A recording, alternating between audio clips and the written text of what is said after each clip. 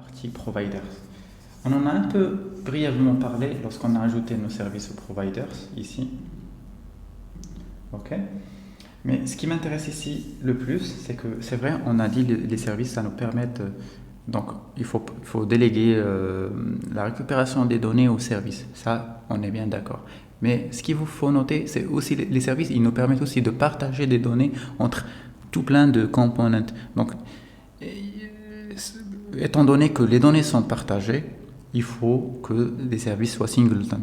Donc singleton, ça veut dire qu'on a une seule instance du service. Donc pour montrer ça, on va justement essayer de créer une sorte de counter service qu'on va utiliser dans deux composants, okay, qu'on va créer, et on va essayer de montrer réellement que ce service est singleton, donc que la même instance est partagée. Donc ça va vraiment ressembler à ça. Donc on va avoir le app module qui contient le provider comme providers counter service, et puis on a deux composants. Ok. Donc on va essayer de créer ça rapidement. Donc on peut déjà aller modifier ici counter service. On va virer tout ça.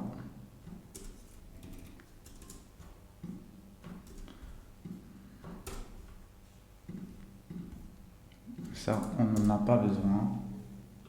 Puis on va juste aller écrire notre code dans counter service. Donc ça, vous n'allez pas vous en servir.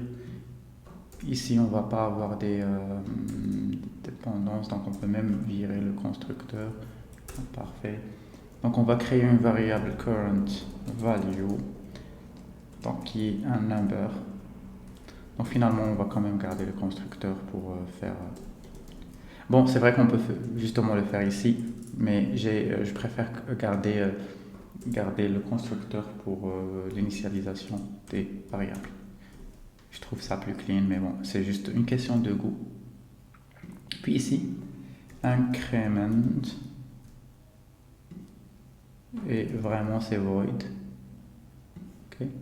Et donc ça va nous retourner le current, mais à chaque fois incrémenté. Parfait. Ouais, donc ici c'est justement un number, pardon. Cool.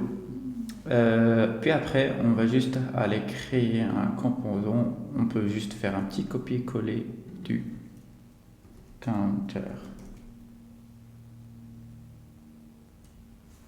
Counter, on va l'appeler counter 1. Ok, parfait. Donc c'est counter 1. Counter 1 ici. Là, on va quand même aller créer, on va l'appeler juste counter parce que counter 1 et counter 2 vont dépendre de ce fichier. Ok.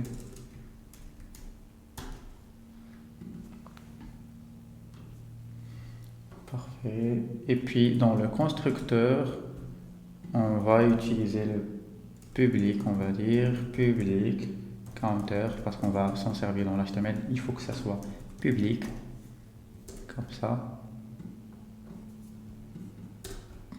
On va créer une méthode increment.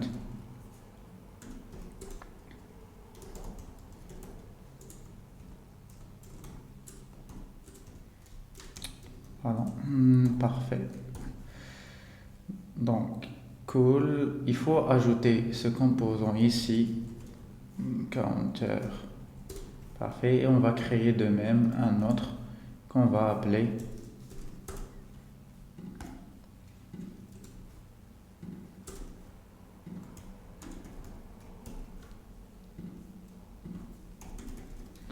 donc pour ajouter un peu de CSS, on va créer un parent comme ça qu'on va display flex. Puis child, ça va être les deux counter components. Donc avec on va faire comme ça. Puis float left. Puis padding. Parfait. Et border avec 2 pixels. Solide et puis juste blue quoi. On va appeler ici Donc ici parent, puis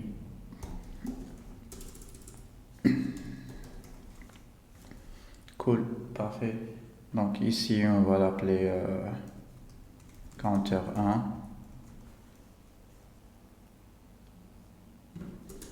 Ok.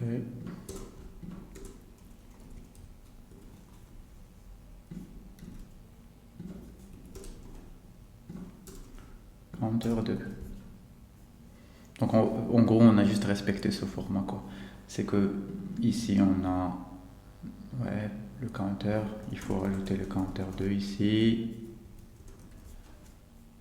Voyons voir si on a des erreurs ou pas. Mais ok. Donc je vais juste lancer pour voir. Parce que des fois.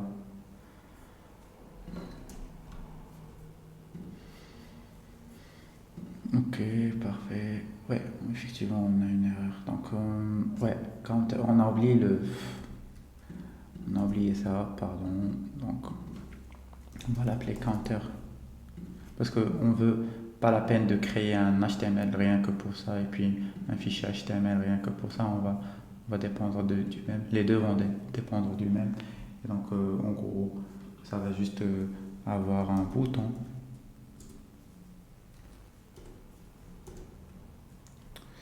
Un bouton comme ça, puis juste clic, increment,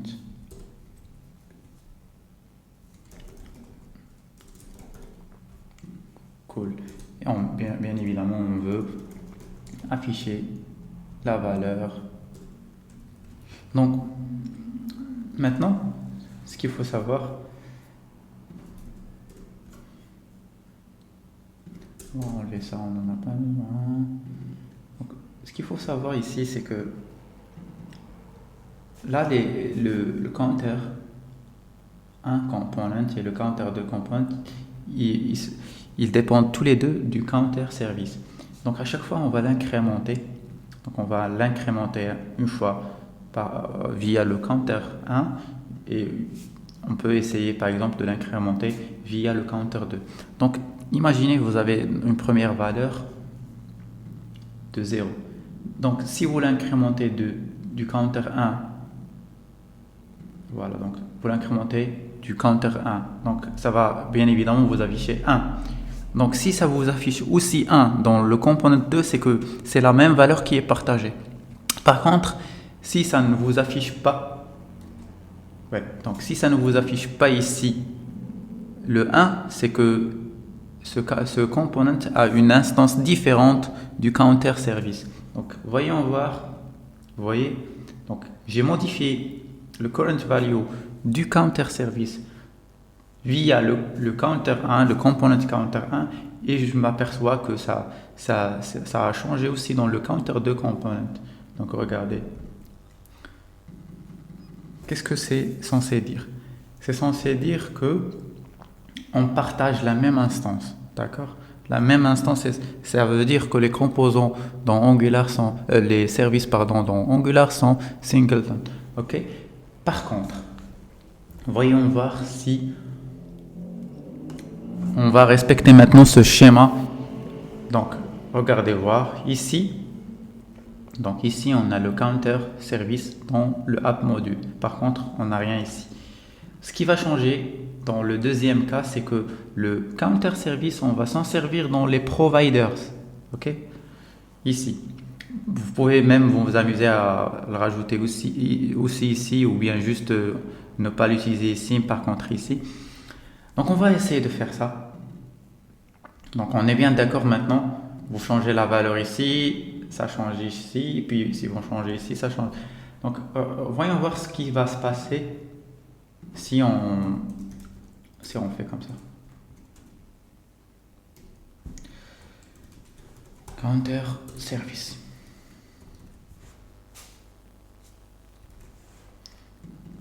Vous voyez, ça n'a pas changé ici. Tout simplement parce que lorsque vous utilisez provider, ça vous crée une nouvelle instance, comme ça. Donc, ce composant a sa propre instance du counter service. Donc, en gros, dans notre application, on a deux instances du counter service. Donc ici, le counter 1, il va utiliser celui qu'il a déclaré lui-même lorsqu'on a utilisé le décorateur component. Par contre, le component 2 puisqu'il n'a pas déclaré de providers ici, donc il va tout simplement utiliser celui du root, celui du parent ou celui du app module qui est là.